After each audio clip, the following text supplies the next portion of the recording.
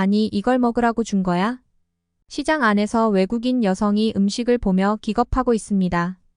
그녀를 데리고 간 일행은 아무렇지 않게 음식을 먹기 시작하는데요. 한참을 지켜보던 그녀도 결국 음식을 먹게 되는데 그녀는 그 자리에서 실성한 듯 한참을 웃고 있습니다. 도대체 어떤 일이 일어났는지 알아보도록 하겠습니다. 구독과 좋아요 부탁드리고 재미있게 시청 바랍니다. 본 내용은 해외 커뮤니티 레딧에 있는 사연을 재구성하여 만들었습니다. 감동적이고 재미있는 사연이나 코리아 원더에서 들려주었으면 하는 내용은 이메일 또는 쪽지로 제보해 주시기 바랍니다. 해당 사연자를 대신해서 저희가 읽어드리겠습니다. 안녕하세요. 저는 캐나다에 살고 있는 마이크입니다. 저는 아이들이 좋아하는 레고를 만드는 일을 하고 있습니다. 레고는 전 세계 사람들이 알만한 브랜드이죠. 사람들이 생각하는 캐나다는 단풍 나라로만 생각하실 것 같아요. 그렇지만 최근에 K-팝에 대한 인기가 높아지면서 한국에 대한 관심도 정말 많이 높아졌어요. 한국에 대해서 알아보니 대륙의 규모는 작지만 인구가 많더군요. 경제력으로 엄청난 성장을 해내서 세계적으로도 무시 못할 나라라는 걸 알게 되었죠. 그러다 보니 한국과 관련된 SNS 글이나 뉴스를 보면 저는 항상 관심 있게 보게 되었어요. K-팝을 듣고 접했던 한국이지만 드라마, 음식조차 정말 대단하다는 걸 알게 되었죠. 그러던 중 저희 회사에서 한국에서 세미나가 주최되는 누가 갈 건지에 대해 이야기가 나왔고 저는 그 자리에서 제가 가고 싶다고 해서 한국으로 갈 수 있는 기회가 생겼어요. 놀러 가는 게 아니라 일을 하러 가는 거였지만 들뜬 마음은 숨길 수가 없었습니다. 그렇게 저는 한국으로 가는 비행기에 탑승하게 되었습니다. 한국이라는 나라는 어떨까? 라는 기대를 안고 인천공항에 도착한 마이크는 공항의 화려함과 규모에 깜짝 놀랐습니다. 그는 태어나서 이렇게 멋진 공항은 처음이라며 감탄했습니다. 통유리로 된 넓은 통로를 보며 마이크는 한국에 온 것이 옳은 결정이었다고 생각했습니다. 캐나다의 공항과는 많이 달랐죠. 캐나다의 공항이 다소 노후화되어 있고 불편한 점이 많다고 느껴졌으니까요. 공항 안을 걷던 마이크는 인천공항의 AI 로봇을 만났습니다. 로봇은 인천공항의 AI 로봇이라고 소개하며 궁금한 것이 있으면 무엇이든 물어보라고 했습니다. 공항의 편의시설과 다양한 먹거리, 한국의 날씨와 관광지 정보 등을 친절하게 안내받았죠. 로봇을 보며 마이크는 한국의 선진화된 기술에 감탄했습니다. 하지만 그의 감탄은 여기서 그치지 않았습니다. 입국 심사 과정이 매우 신속하고 원활했기 때문이죠. 대기하는 사람들은 금방 줄어들었고 마이크는 얼마 지나지 않아 입국 심사를 받았습니다. 심사원은 친절하게 인사를 건네며 한국에서의 즐거운 여행을 기원했습니다. 게이트를 통과한 마이크는 사람들이 몰려있는 곳으로 가보았는데 그곳에서는 촬영이 이루어지고 있었습니다. 마이크는 멋진 배우뿐만 아니라 감독과 스태프들의 모습에도 놀랐습니다. 모두가 너무 잘생겼다는 생각이 들었죠. 구경을 마친 후 화장실에 가고 싶었지만 짐이 많아서 어려움을 겪었습니다. 그래서 데스크에 짐을 맡기려 했는데 직원은 화장실 앞에 짐을 두어도 아무도 가져가지 않을 것이라고 말했습니다. 마이크는 그 말에 당황하며 더 자세히 물었고 직원은 한국의 안전한 환경에 대해 설명해 주었습니다. 화장실에 들어가는 순간 저는 당황했습니다. 호텔 화장실도 아닌 공항 화장실인데 최고급 대리석으로 만들어진 변기에 비데가 설치되어 있었고 화장실이라고 생각되지 않을 정도로 향기로웠습니다. 캐나다 공항 화장실에서는 암모니아 냄새와 콤콤한 냄새가 많이 나서 민원이 쏟아질 정도였는데 한국 화장실에서는 오히려 향기가 나서 정말 쾌적하게 화장실을 이용할 수 있었어요. 그 일을 보고 손을 씻을 때도 비누에서도 엄청 좋은 향이 나더라고요. 화장실에조차도 이렇게 돈을 쓰는 걸 보고는 한국은 역시 빠르게 선진화된 데는 이유가 있구나 싶었습니다. 공항에서 이런 고급 제품이 설치되어 있고 이런 걸 아무렇지 않게 사용하는 한국 사람들이 너무 부러웠습니다. 그렇게 화장실에서 나왔는데 정말 안내원이 말해준 대로 주인 없는 가방들이 화장실 앞에 있었습니다. 저는 그 상황을 지켜봤는데 정말 화장실을 이용하려는 고객들이 그곳에 짐을 두고 화장실을 이용하는 거였습니다. 정말 캐나다에서는 말도 안 되는 일이 벌어지고 있는 거였습니다. 만약 캐나다에서 공공장소에서 저렇게 짐을 두고 간다면 무조건 소매치기 범인들의 타겟이 될 것이 분명했으나 지키는 경찰이나 가드들이 없었습니다. 정말 한국 문화가 새삼 신기하게 느껴졌습니다. 세미나 행사가 잠실에서 열린다고 해서 저는 잠실 쪽에 숙소를 잡았었습니다. 인천공항에서 한 번에 잠실까지 가는 버스를 운행 중이라고 해서 저는 버스를 이용하기 위해서 정거장에 갔습니다. 그곳에는 다른 지역으로 가는 버스들도 정말 많았습니다. 그래서 혹시나 헷갈릴까봐 걱정했는데 중국어, 일본어, 영어로 외국인도 알기 쉽게 표지판이 형성되어 있었고 어느 곳에 가면 잠실로 가는 버스를 탈지 상세하게 나와 있었습니다. 저는 어렵지 않게 버스에 탑승했고 그곳에서 저는 또 한 번 놀랐습니다. 탑승자 명단이 핸드폰 QR코드로 관리되는 모습이 참 인상적이었어요. 어디에 앉으면 좌석이 나올 뿐더러 무임승차하는 고객들을 한 번에 알 수 있었습니다. 그리고 좌석은 제가 캐나다에서 타고 온 비행기보다 훨씬 더 크고 편안했으며 제 핸드폰과 연결해서 사용할 수 있는 스크린이 좌석마다 배치되어 있었습니다. 또한 버스에는 탑승자들을 위한 무료 와이파이가 제공되었어요. 저는 혹시나 사용하면 추가 요금을 내야 하는 건지 버스 기사님에게 물어봤는데 기사님은 허허 웃으시면서 버스 이용하시는 고객님들이라면 모든 것을 무료로 사용해도 된다고 말씀하셨어요. 그래서 저는 바로 스크린에 핸드폰을 연결하고 와이파이를 잡아서 인터넷을 사용했는데 심지어 와이파이 속도도 정말 빨랐어요. 저는 버스로 이동하는 내내 인터넷도 끊기지 않고 핸드폰을 하면서 심심하지 않게 올 수 있었습니다. 이런 건 정말 캐나다에서도 가능하면 너무나도 좋을 것 같은 시스템이었습니다. 캐나다에서도 최근에 지어진 건물에서 무료 와이파이를 제공하기 시작했는데 버스에서조차 와이파이를 한다는 건 상상도 못할 일이었기에 정말 한국은 캐나다보다 몇십 년은 앞서가는 듯한 느낌이었습니다. 버스를 타고 가는 도중에 갑자기 배가 아파오기 시작했습니다. 잠실까지 1시간 정도가 소요된다고 했는데 아직 반밖에 가지 않았기 때문에 저는 초조해지기 시작했습니다. 제가 안절부절 못하고 있자 옆에 있던 한국분이 괜찮냐고 물어보시는 거예요. 지금 배가 너무 아파서 화장실을 가야 할 것 같은데 기사님께 말하면 버스를 세워주실까요? 라고 물어봤는데 배가 아프거나 급하게 화장실을 가야 할 경우를 대비해서 화장실 버튼이 있다고 알려주었습니다. 저는 곧바로 버튼을 눌렀는데 정말 5분 정도 있다가 버스는 화장실이 있는 곳에 정차했습니다.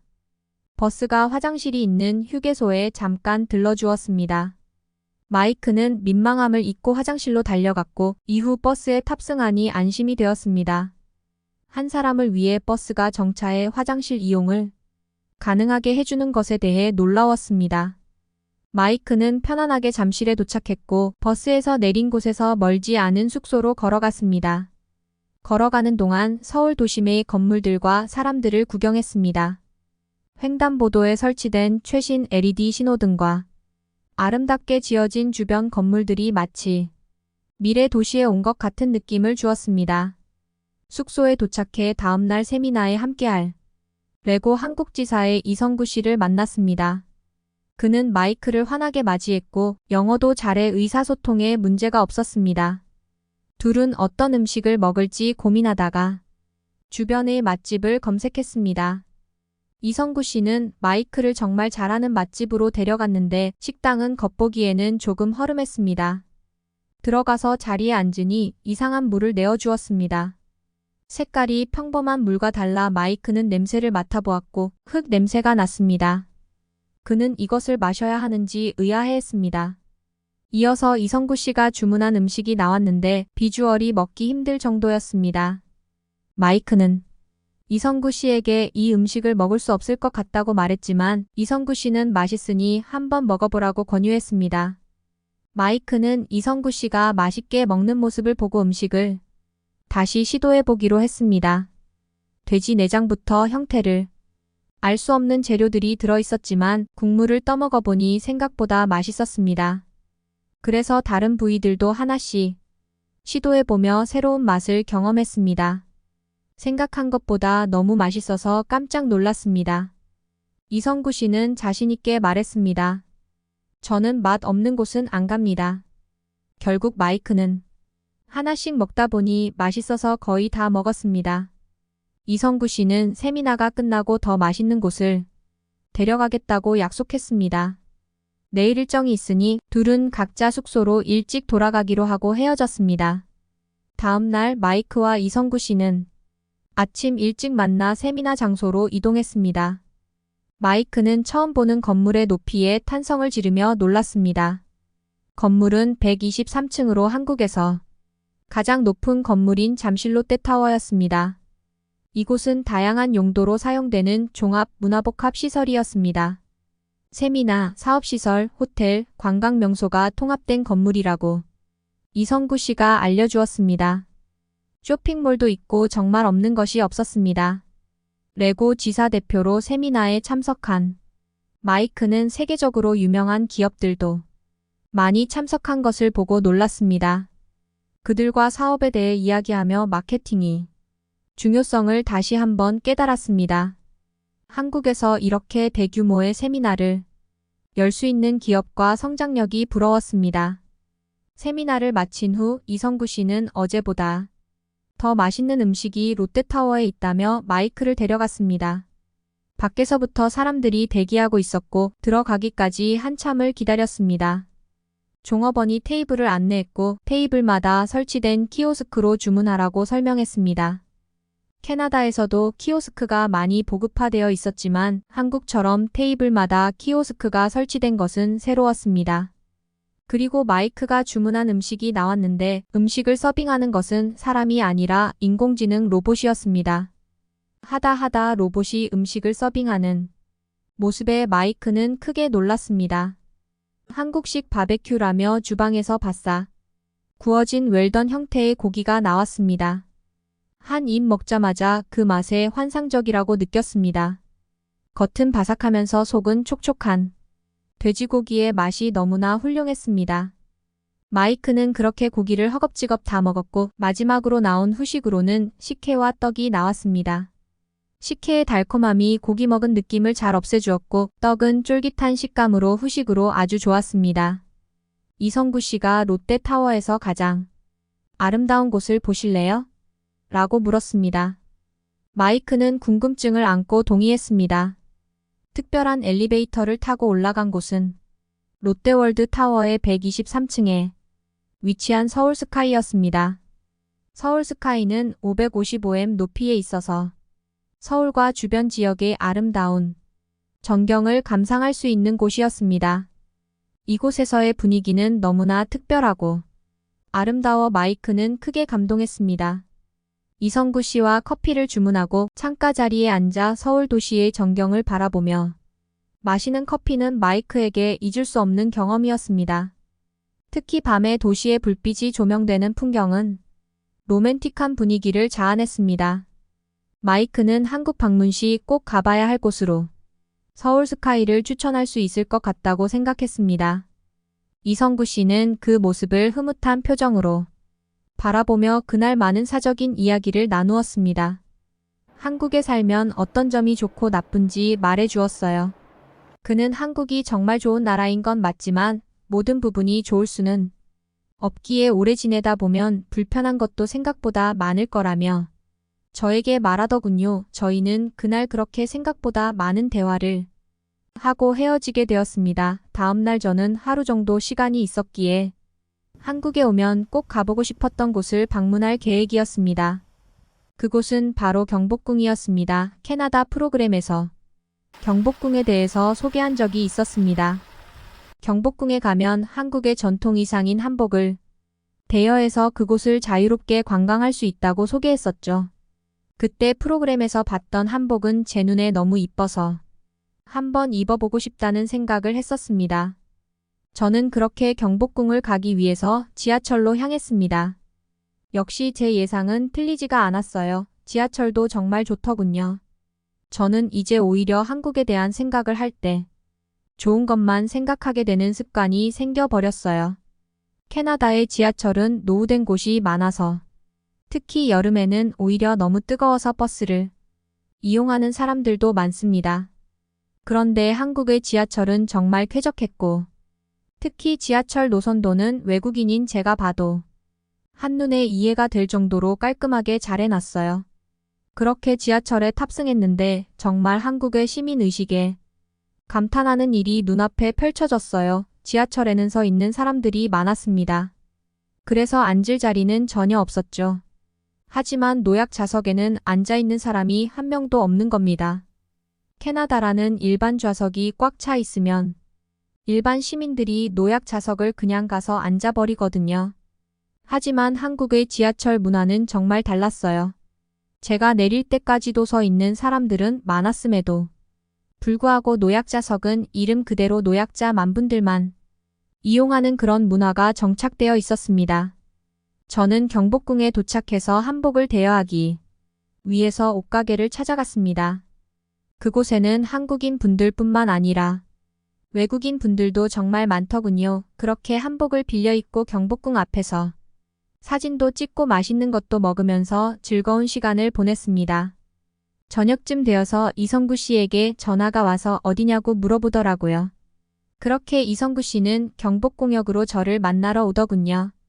저희는 청계천으로 가서 간단하게 맥주를 마시면서 한국에서의 마지막 밤을 같이 보냈어요. 그렇게 저는 캐나다로 가는 날이 되었는데 이성구 씨가 저에게 SNS 계정 아이디를 물어보더군요. 저도 마음이 없던 상황은 아니었지만 제가 캐나다로 돌아가게 된다면 너무 이루어질 수 없는 관계라고 생각했어요. 그날에 처음으로 한국에서 정말 살고 싶다는 마음이 너무 커지더군요. 캐나다로 돌아왔고 다음 달에 한국으로 출장이 아닌 여행을 계획하고 있습니다. 다시 한국에 가게 된다면 이성구 씨는 자기가 한국은 어떤 곳인지 알게 해주겠다며 말하던군요. 다음 달이 정말 빨리 왔으면 좋겠습니다. 구독과 좋아요는 영상을 제작하는데 많은 힘이 됩니다. 코리아 원더였습니다. 시청해주셔서 감사합니다.